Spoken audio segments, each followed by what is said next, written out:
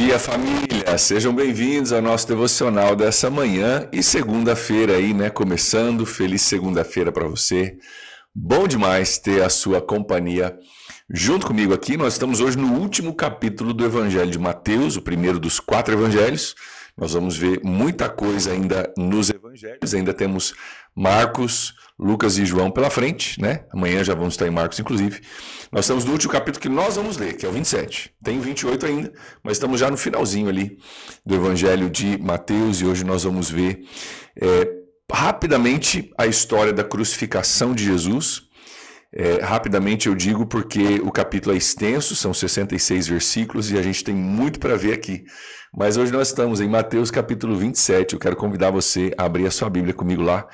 Eu quero falar contigo sobre vários assuntos que a gente vai encontrar ao longo desse capítulo e tentar tecer junto contigo, né, um todo e uma aplicação para a minha vida e para a sua vida também. Então, vamos lá, abra sua Bíblia comigo e vamos começar. Quero lembrar você que devocional de segunda é pré-gravado para eu poder ter o meu descanso, você poder ter o seu devocional, portanto não vou poder dar um bom dia aí para vocês, mas que bom que vocês estão aí. Sejam todos muito bem-vindos e vamos juntos para esse texto tão rico, tão maravilhoso, tão fundamental, essa história tão fundamental para a nossa fé. A morte e a ressurreição de Jesus são fundamentos da nossa fé, sem os quais Jesus não seria quem ele disse ser, né? Jesus prova ser de fato o Filho de Deus quando ele morre e ressuscita. Morrer, qualquer um de nós pode.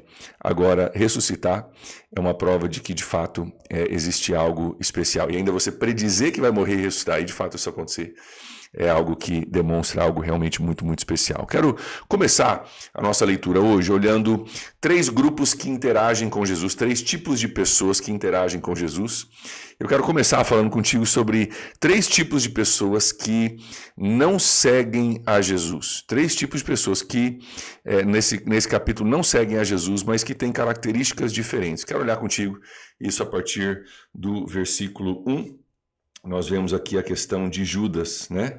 Olha só, quando Judas, que o havia traído, versículo 3, viu que Jesus fora condenado, foi tomado de remorso e devolveu o chefe de sacerdotes, os líderes religiosos, 30 moedas de prata e diz: pequei, pois traí sangue inocente. E eles retrucaram: o que nós temos, né, que nos importa? A responsabilidade é sua. Olha só, você percebe aqui que Judas reconhece que Jesus era inocente. Claro, ele sabia, ele estava ao lado de Jesus. Né? Se tivesse alguma coisa que desabonasse Jesus, Judas teria dito: afinal ele era um charlatão, que diferença faz? Mas Judas diz: cara, eu pequei, eu entreguei sangue inocente, o cara é de fato inocente. Judas sabe disso. Eu quero que você note o que os religiosos fazem, que isso é muito, muito sério. Diz assim: cara, que nos importa, a responsabilidade é sua, o problema é seu que você... né, que você traiu sangue inocente, né? E aí eles dizem, aí depois que Judas vai e se enforca, eles pegam o dinheiro de Lucas e dizem de Lucas, oh meu Deus, Judas, né? Que Judas vai e se enforca, eles pegam o dinheiro de Judas. Olha o que eles dizem, versículo 6. É contra a lei colocar esse dinheiro no tesouro do templo, visto que é preço de sangue. Ou seja, não estão preocupados no preço do sangue do homem inocente Jesus, mas estão preocupados em não pôr o dinheiro que eles pagaram o cara para trair Jesus dentro do cofre do templo, porque pode desacramentalizar o cofre do templo, pode ser uma coisa impura, é preço de sangue, não pode pôr ali porque vai sujar o dinheiro do templo, como se aquilo que eles já tinham feito não fosse uma sujeira, né? Mas eu quero que você note aqui que o primeiro tipo de pessoas é uma pessoa que, como Judas, sabe que Jesus é verdade, mas não segue de todo o coração. Judas era um cara que sabia que Jesus era de verdade, mas não o seguia de todo o coração. Tinha coisas nele que ele não resolveu, que ele não tratou, ele ainda era apegado ao dinheiro, tinha um problema com o dinheiro, ainda era apegado ao dinheiro, e ele não tratou isso, e por dinheiro ele vende Jesus, ele trai Jesus. E o primeiro tipo de pessoa é a pessoa que sabe que Jesus é de verdade, mas, cara, não segue de coração, sabe? Tá ali no meio, acredita, sabe que é verdadeiro, mas o coração está voltado para outras coisas que não Jesus. Esse é o primeiro tipo. O segundo tipo a gente vê na segunda parte do nosso capítulo aqui. onde Pilatos vai julgar Jesus. E a gente vê um pouco do que acontece aqui. Olha só, ele começa a ser acusado pelos líderes religiosos, nada responde. Pilatos então pergunta, versículo 13, você não ouve a acusação deles que estão fazendo contra você? Jesus nada o responde. Pilatos começa a interrogar e, versículo 19, Pilatos estando sentado no tribunal, sua mulher lhe envia uma mensagem. Não se envolva com esse inocente, porque hoje em sonho sofri muito por causa dele. A mulher de Pilatos, que muitos entendem era uma judia, fala o seguinte, cara, eu sonhei por causa desse cara, esse cara é inocente, não se envolva com ele. E talvez você saiba o restante da história. Pilatos não quer condenar Jesus, porque não encontra nele nada condenável. Ao mesmo tempo, ele não quer inocentar Jesus, porque as multidões estão se aglomerando, estão requerendo de Pilatos uma posição e querem que Pilatos o mande crucificar. E existia naquela época um detalhezinho muito importante que é chamado de Pax Romana, que o Império Romano ele operava e se fortalecia através de alguns atributos. Um deles era a paz, né? A palavra pax é a palavra paz em latim, a palavra paz romana, ou seja, eles mantinham a paz. Cara, eles acabavam com qualquer insurreição, qualquer situação complicada que mexesse no sossego do povo, eles traziam a paz. Eles trabalhavam com a paz como dos benefícios que o Império Romano trazia. E a Pax Romana, nesse ambiente de Jerusalém, estava sendo ameaçada pela presença de Jesus e pelos que queriam matá-lo. Então, Pilatos não querendo crucificar ou condenar Jesus porque sabia que ele era inocente, ao mesmo tempo não queria deixar passar porque a Pax Romana estava sendo, né, os judeus estavam querendo crucificar e gritando, crucifica ele e tudo mais. Pilatos famosamente então lava as suas mãos dizendo, olha, eu não encontro nada nele, faça com ele o que você quiserem fazer. Ele lava a sua mão. Pilatos aqui representa o tipo de pessoa que acha que Jesus é de verdade, mas não se posiciona. Pilatos olha e fala, cara, esse cara, eu acho que esse cara é de verdade, hein? Mas ele não se posiciona por causa da opinião dos outros, por causa do medo que os outros vão pensar, por causa da influência da sociedade, não se posiciona. Ainda tem gente hoje no Brasil, talvez em São Francisco, talvez você seja um deles que sabe que Jesus é de verdade, mas não se posiciona com medo do que os outros vão pensar. O terceiro grupo é um grupo que a gente encontra na próxima história, capítulo 20, versículo 27 em diante. Olha só, os soldados. Então os soldados do governador levaram Jesus ao pretório, reuniram toda a tropa ao seu redor, tiraram-lhe as vestes, puseram nele um manto vermelho, fizeram uma coroa de espinhos, colocaram na sua cabeça, puseram uma vara na sua mão direita e ajoelhando-se diante dele, zombavam, salve rei dos judeus, versículo 30, cuspiram nele, tirando-lhe a vara, bateram-lhe com ela na cabeça, e depois de terem zombado dele, tiraram-lhe o manto e vestiram as suas próprias roupas. Então o levaram para crucificá-lo. Aqui representa um terceiro grupo de pessoas que não seguem a Jesus, aqueles que de fato não acreditam em Jesus e zombam dele. Soldados aqui zombando, tal era a descrença deles de Jesus de fato ser quem ele é. Mas vamos ler o restante da história, porque agora a gente começa a crucificação. E tem alguns detalhes aqui maravilhosos que eu quero expor junto contigo. Vem comigo para o versículo 36, aliás. 35. Depois de crucificarem, dividiram as suas roupas dele, tirando o sorte. Jesus está vivo ainda, está na cruz, ainda vivo, mas crucificado. E eles dividiram as roupas dele, tiraram os sortes, né, para ver quem ficava com as roupas dele. E sentado ali, vigiavam ele. Vigiavam porque sabiam que alguém poderia vir tentar tirar Jesus da cruz. Por cima da sua cabeça, colocaram por escrito a acusação feita contra ele. Este é Jesus, o rei dos judeus. Uma placa escrita isso em 3 línguas, aliás, para todo mundo poder ver. Tá? Ela é colocada sobre a cabeça de Jesus para que aqueles que por ali passassem pudessem ver essa zombaria de Jesus. O que esses soldados não entenderam? Que de fato aquela declaração que deveria ser uma zombaria de Jesus era na verdade a afirmação mais verdadeira que eles poderiam ter escrito. E quando eles colocam aquela placa em cima da cabeça de Jesus, dizendo Jesus, Rei dos Judeus, de fato eles estavam falando corretamente que Jesus é o Rei dos Judeus, ele é o Rei do Universo, ele é o Rei dos Reis, ele é muito mais do que Rei dos Judeus, mas era também o Rei dos Judeus. E eles fazem isso com um viés político, porque afinal não havia rei em Israel, havia o imperador romano, César Augusto, né, que reinava lá de Roma. Então isso parecia uma insurreição, parecia uma coisa nesse sentido, mas de fato o que eles escreveram era muito, muito verdadeiro. Olha a continuação aqui. Depois, 2 ladrões foram crucificados com ele, um à sua direita, outro à sua esquerda, e os que passavam lançavam-lhe insultos, balançando a cabeça e dizendo: você que destrói o templo e reedifica ele em 3 dias, salve-se!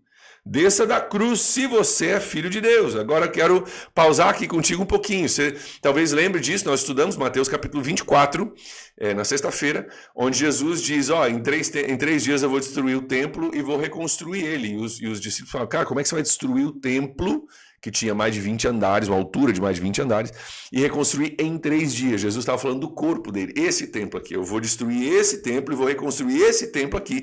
Porque a turma olhava para o templo, prédio de mais de 20 andares, como o lugar da habitação de Deus, e não reconheciam que Jesus era a habitação de Deus, ele era Deus encarnado, ele era Deus.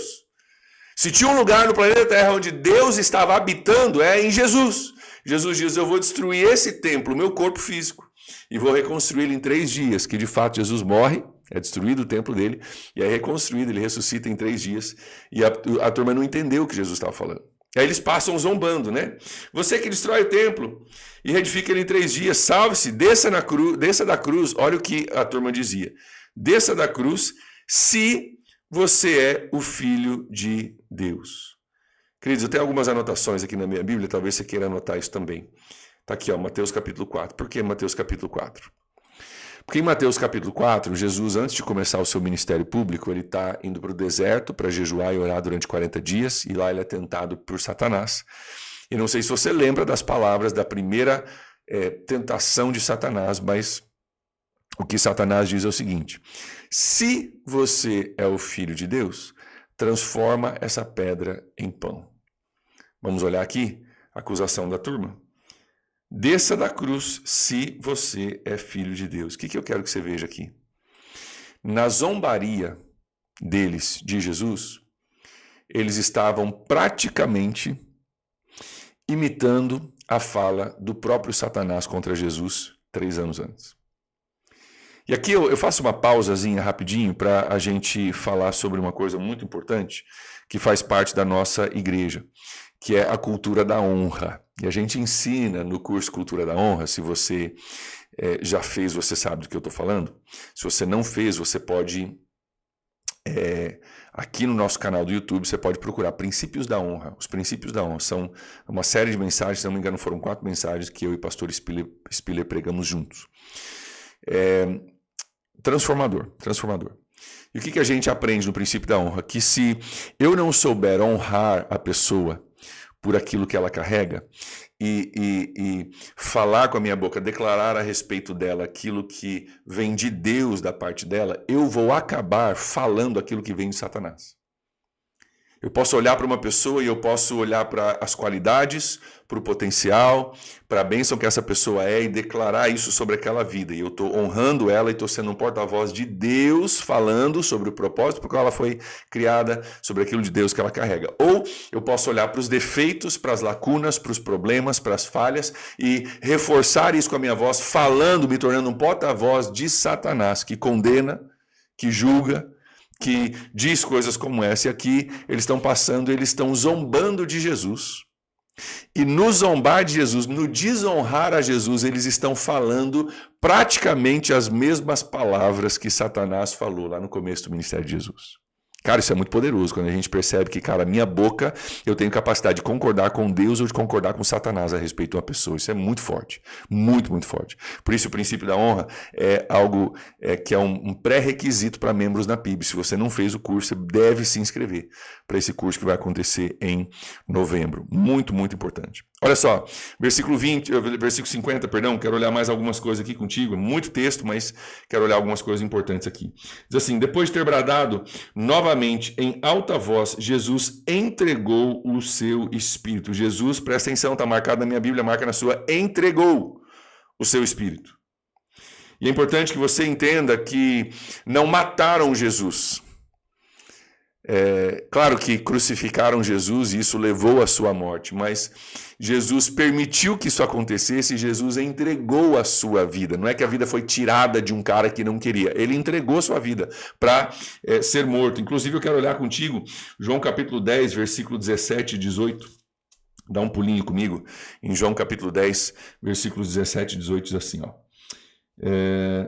Por isso é que meu Pai me ama, porque eu dou a minha vida para retomá-la. Ninguém a tira de mim. Olha, Jesus falando, ninguém a tira de mim, mas eu a dou. Por minha espontânea vontade, tenho autoridade para dá-la e para retomá-la. Essa é a ordem que recebi do meu Pai. Que Jesus está dizendo, cara, ninguém tirou minha vida, ninguém me matou. Nossa, eu não queria, foram lá e me mataram. Não, eu me entreguei para ser morto. Eu dei a minha vida para retomar a minha vida depois para ressuscitar. Eu dou por minha espontânea vontade. Isso reflete o amor de Jesus por mim e por você, que dá a sua vida, mas também reflete a soberania de Jesus. Ninguém toma nada de Jesus. Jesus até diz no texto, a gente não leu hoje por uma questão de tempo, ele diz para Pilatos, né? Cara, eu não preciso me defender. Ele diz para Pilatos, cara, ninguém tira a minha vida, ninguém me acusa, eu posso fazer, eu tenho autoridade, né, inclusive sobre todas as coisas. E Pilatos não entende o que Jesus está dizendo ali, mas o fato é que um Deus soberano, encarnado em homem, se entrega para ser morto por mim e por você, e Jesus entregou a sua vida. Isso é muito, muito importante que a gente compreenda. Não foi tirado dele, foi ele que entregou por amor a mim, por amor a você. Versículo 51, continua aqui comigo, versículo 51 diz assim, naquele momento, o véu do santuário se rasgou em duas partes, de alto para baixo. O véu do santuário se rasgou em duas partes, de alto para baixo. Eu quero que você entenda o que está acontecendo. Existia um véu que separava uma sala dentro do templo, uma sala onde só o sacerdote poderia entrar, que chamava Santo dos Santos. Lá estava a Arca da Aliança, lá estava as tábuas, né, da lei de Moisés. Tinha mais algumas coisas ali simbólicas da jornada de Israel dentro dessa arca, tampados ali. E ali se manifestava a presença de Deus. Só podia entrar o sacerdote uma vez por ano. E tinha um véu que separava aquela sala da sala onde os sacerdotes transitavam todos os dias. Tinha literalmente um véu que separava. A gente canta sobre isso, né? O véu que separava já não separa mais. Por quê? Porque havia uma separação entre Deus e o homem, simbolizando que ainda o problema do pecado do mundo não tinha sido resolvido, ainda tinha uma distância, né? Tinha um projeto já de salvação e o templo era isso. O templo era onde animais eram mortos, o sangue era derramado, já apontando para Jesus, o Cordeiro de Deus que viria e seria morto, e o sangue dele seria derramado. E uma vez que isso aconteceu aqui, o Cordeiro de Deus, Jesus, ele é morto, o sangue dele é derramado e o véu que separava se rasga de cima para baixo. Por quê? Porque não tem mais separação entre Deus e o homem. O problema do pecado foi sanado em Jesus e o véu que representava, o véu, tá? Só para você entender, não pensa num voal, naquele tecidozinho branco de casamento fininho. Esse véu era mais parecido com um tapete, com um carpê, tá? Assim como ainda hoje no Oriente Médio, nessas regiões, né, ainda tem carpês lindos, os carpês mais caros do mundo são carpês iranianos, né? Daquela região, era um carpê grosso que separava. Cara, Deus está lá, nós estamos aqui, não podemos chegar perto, uma pessoa só pode entrar uma vez por ano só, minimamente. Então, cara, sabe, tinha uma separação.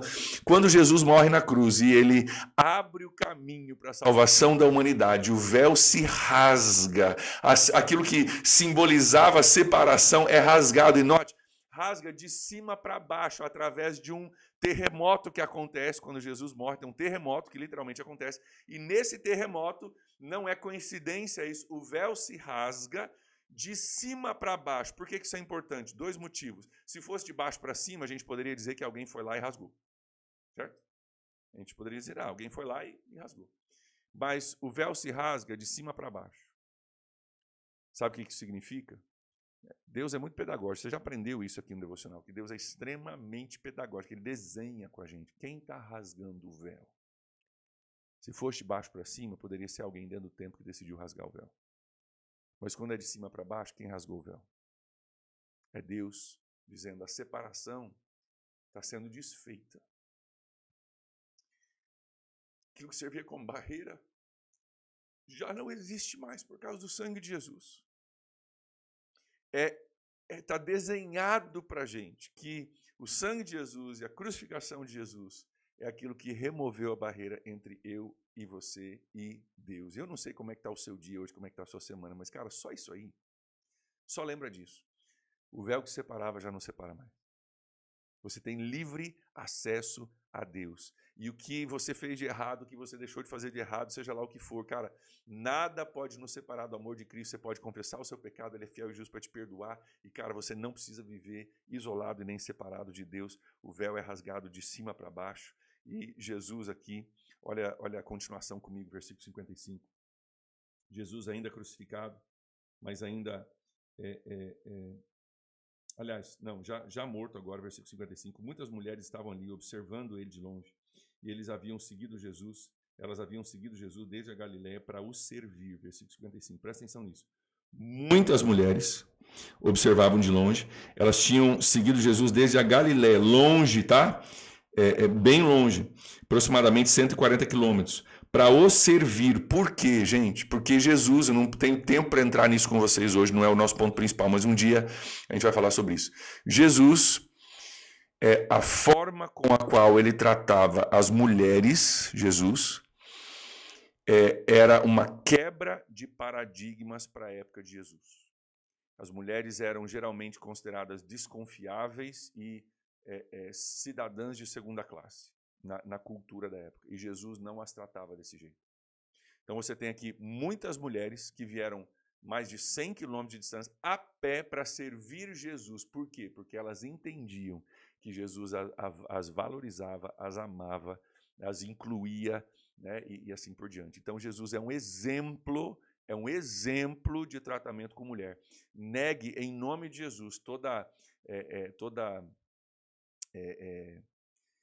tentativa que pessoas têm de conectar a religiosidade, né, o caminhar com Jesus, o ser um cristão, com alguma coisa de suprimir a voz feminina, suprimir o espírito feminino. Isso não é verdade. Jesus, o nosso modelo, foi alguém que exaltou as mulheres, que cuidou das mulheres, que valorizou as mulheres como nunca ninguém fazia na sua época. Versículos 62 e 66, para a gente continuar, porque tem muita coisa aqui, meu Deus do céu. 62, no dia seguinte, isso é no sábado, os chefes dos sacerdotes fariseus dirigiram-se a Pilatos e disseram, Senhor, lembramos que enquanto ele estava vivo, aquele impostor, chamando Jesus de impostor, né? Disse, depois de 3 dias ressuscitarei. Ordena, pois, que o sepulcro seja guardado até o 3º dia, para que não venham seus discípulos e roubem o corpo, e digam que ele ressuscitou dentre os mortos. Esse último engano será pior do que o primeiro. Olha a preocupação deles, né? Então, olha só, versículo 65. Levem um destacamento, respondeu Pilatos. Podem ir, mantenham o sepulcro em segurança, como acharem melhor. E eles foram e armaram um esquema de segurança no sepulcro, além de deixarem um destacamento montando guarda. Lacraram a pedra. Olha que interessante. Olha a preocupação dessa galera. Olha, lembramos que ele falou que um dia ele ia ressuscitar, e vai que os discípulos roubam o túmulo dele. Então, cara, vamos lacrar, vamos botar um destacamento, vamos botar um esquema de segurança, lacram a pedra, literalmente. Cara, olha a preocupação desse cara. Vai que esse cara ressuscita ou eles falam que ele ressuscitou, e só para você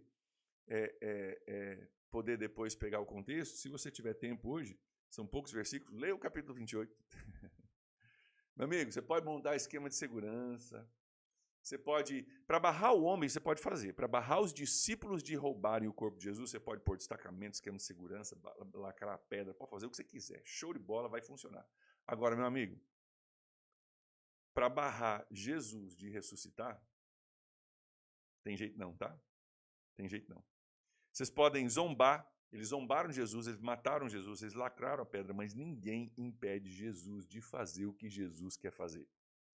Você pode impedir muita gente de fazer muita coisa. Você pode, e a respeito de Jesus, cara, você pode zoar Jesus. Ah, isso aí é conversa para boi dormir, isso aí é massa de manobra. Você é crente, não acredito que você acredita nessa coisa. Pode zombar, pode matar, pode lacrar, pode tentar botar um destacamento para impedir, pode fazer o que você quiser, meu amigo, mas Jesus, ninguém o impede de fazer aquilo que ele determinou que ele vai fazer. Jesus, ele ressuscita. Leia o capítulo 28 depois para você ver o final desse livro maravilhoso de Mateus. E eu quero encerrar fazendo uma aplicação aqui contigo, que é muito importante. Cara, como Jesus passou por tudo isso, hein? A gente leu rapidamente aqui, mas, cara, Judas, um dos próprios, traiu ele. Pilatos, que sabia que era inocente, lavou as mãos. Cara, eu deveria me posicionar, mas não vou me posicionar. Lavou as mãos, né? Os soldados zombaram dele, bateram nele, cuspiram nele, nem aí, fizeram uma placa, Jesus, rei dos judeus, botaram em cima da cabeça dele. As mulheres ficaram de longe, porque afinal de contas, cara, se você se associasse com Jesus, você poderia ir preso também, ser crucificado junto com ele, né? Como que Jesus passou por tudo isso e não deixou de cumprir o seu propósito? Quero sugerir para você que Jesus passou por tudo isso e não deixou de cumprir o seu propósito porque ele estava conectado ao Pai e submisso a Ele. Conectado ao Pai e submisso a Ele. Queridos, a paternidade de Deus, presta atenção nisso, a paternidade de Deus sobre as nossas vidas é uma chave para a nossa vitória. Se você quer viver uma vida cheia de propósitos, cumprindo o propósito para o qual Deus te colocou no planeta Terra, você precisa ter uma paternidade bem resolvida. Para isso nós temos recursos, desde livros ao 30 Semanas, que trata a questão de paternidade, mas nós temos que ter uma paternidade bem resolvida, se nós queremos viver os propósitos de Deus. Olha só, versículo 45, quero mostrar isso para você rapidamente. Versículo 45, quando Jesus está sendo crucificado, ele diz: E houve trevas sobre toda a terra, do meio do dia até as 3 horas da tarde, enquanto Jesus estava sendo morto. Por volta das 3 horas da tarde, Jesus bradou em alta voz: Eloi, Eloi, lama sabachthani. O que significa: meu Deus, por que me abandonaste? Presta atenção: meu Deus, por que me abandonaste? Porque nesse momento, Jesus não somente tomou sobre si o nosso pecado, ele fez isso, mas tem outro texto da Bíblia, apóstolo Paulo, não vou me lembrar a referência, diz assim, que ele se tornou pecado em nosso favor. E nesse momento Deus não consegue olhar para Jesus. E aqui Jesus diz: meu Deus, por que me abandonaste? Presta atenção no que eu vou dizer. Esse é o único versículo, única instância registrada de Jesus chamando Deus de Deus. Ele sempre chamava Deus de Pai. Jesus passou por tudo que passou, viveu tudo que viveu, porque ele tinha um relacionamento de conexão com o Pai. Ele entendia a paternidade dele. Ele podia passar por momentos gloriosos e momentos desesperadores a partir de uma conexão com o Pai. Eu quero incentivar você a você investigar essa questão da paternidade. 30 Semanas faz isso. Se você não fez o 30, você deve se inscrever para fazer o ano que vem. E a partir do momento que você entende que Deus não é um Deus distante, Deus não é o governador do universo que meio que se preocupa contigo, mas Ele é um Pai que caminha contigo e é íntimo contigo, a partir do momento que você vive a partir da paternidade do Pai, muda uma chave na sua cabeça. E você pode passar por momentos muito difíceis, sem perder a esperança, porque você sabe que tem um Pai, não é um Deus que diz que cuida de mim, tem um Pai que caminha comigo. A paternidade de Deus foi chave para Jesus poder cumprir o seu propósito. E a paternidade de Deus é chave para que eu e você possamos cumprir o nosso propósito também. Então, fica aí a dica para você. Se você quiser ler um pouquinho sobre isso, tem um livro chamado Paternidade Bem Resolvida, do pastor Fabiano Ribeiro. Tem um segundo livro também do Fabiano Ribeiro, junto com a pastora Leila Paz, que se chama Escolha Ser Filho. Maravilhoso livro, os dois são muito bons. Tá? E o 30 Semanas também remete a isso. Mas vamos orar, né? E vamos agradecer Jesus pelo véu que se rasgou, pelo fato de que a gente pode ter um relacionamento direto com Deus, que é o Pai dele, e o Pai de Jesus e Pai nosso, né?